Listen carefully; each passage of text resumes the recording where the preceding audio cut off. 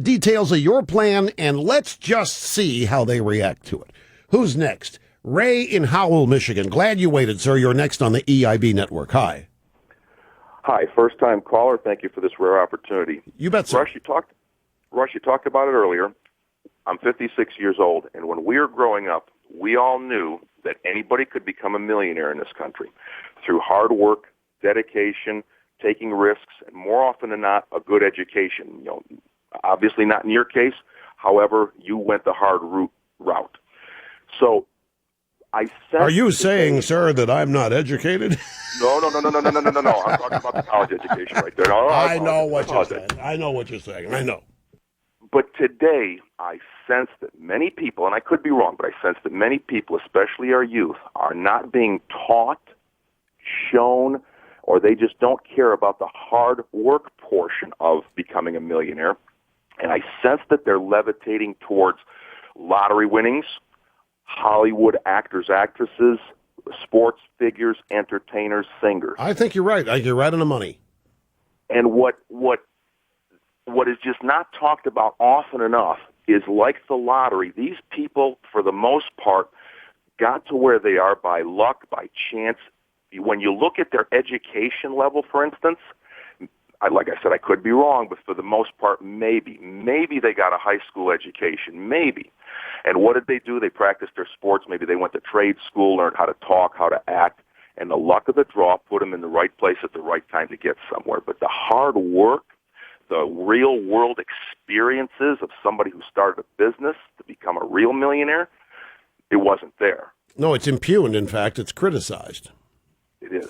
And what's even scarier, though, is that these people are idolized, and it's just not talked about often enough that they just don't have the hard work, the dedication, and they're idolized, and they actually have a voice in our political system without hard work or experience or education. And well, like I said, look, let me say one thing here. I know theoretically what you mean, talking about actors and athletes. The one thing that I have learned, I used to think what you think. I used to think that one of the reasons actors and actresses were filled with so much guilt was that they knew that they didn't have to work very hard. They got to pretend being people they aren't. And after a while, they got tired of that, and they wanted people to know them for themselves. So they go out and they get political and get involved in issues, and they feel guilty over earning so much money for so little work. I have had to revise one aspect of that, and that is it is extremely hard work. It's not easy to be a great actor. Now, what other characteristics you want to attach to it, feel free. But it's incredibly long hours. It is constant rehearsal, and it is very hard. In fact, it involves a talent more so than a skill, but even the talent has to be worked at and developed. Same thing with athletes. They're very rare. Gifted, great athletes are very rare, but they still, the ones that reach the top are the ones that work the hardest at developing their God-given talent or skill. Now, acting is a strange thing. It's a tough psychological thing. Your whole life is spent being other people.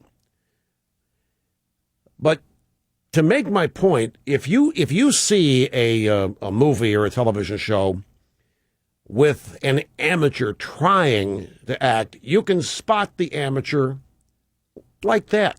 You can spot somebody who's not good at acting instantly. Now, in some cases, it's charming. There's an example, the movie Act of Valor. One of the best military movies I have ever seen. As a powerful, influential member of the media, I benefited from seeing a media screener of this. And they even, I think it was Relativity Media, they even captioned it for me so I could follow the dialogue. And real SEALs, real Navy SEALs, occurred in all of the starring roles. And it was obvious throughout the whole movie that they were not professional actors. In this case, it didn't take away from it. It added to the realism of it. It added to the, you can say there was charm to the movie. My only point is it is very hard, and it's long hours. A movie, they're lucky working 14 hours a day if they end up with 2 minutes of usable film.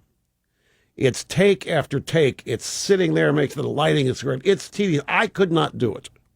I've done guest appearances on sitcoms, and it's driven me nuts. I couldn't make a living doing it. I don't have the patience. I'm a one-take guy. It's over and done with. I practically went nuts doing the Hank Haney golf show. That show, which was a 22-minute show, took 2 days minimum to shoot. And it's a reality show. And it still took 2 days to shoot 22 minutes.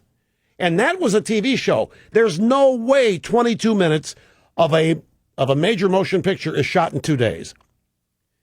So it's a different kind of work. You talk about education. They have to have some in order to affect the talent and use the talent that they've got. Now, I'm not discounting at all what you say about. Nobody sees any of that. They see the end result. They see Entertainment Tonight, see the red carpet, see the parties. That's for me. They don't. I'm telling you that my philosophy really hasn't changed. I don't care what it is other than inheritance. There is hard work attached to practically every level of success in every line of work. Now, the hard work may be not laborious, physical. It may not be physically challenging. Sometimes in acting it is, but there nevertheless is a lot of hard work attached to it. I don't mean that to excuse their idiot politics. That's a whole other matter. I got to take a break. Way long here. Back with more after this. Don't go away.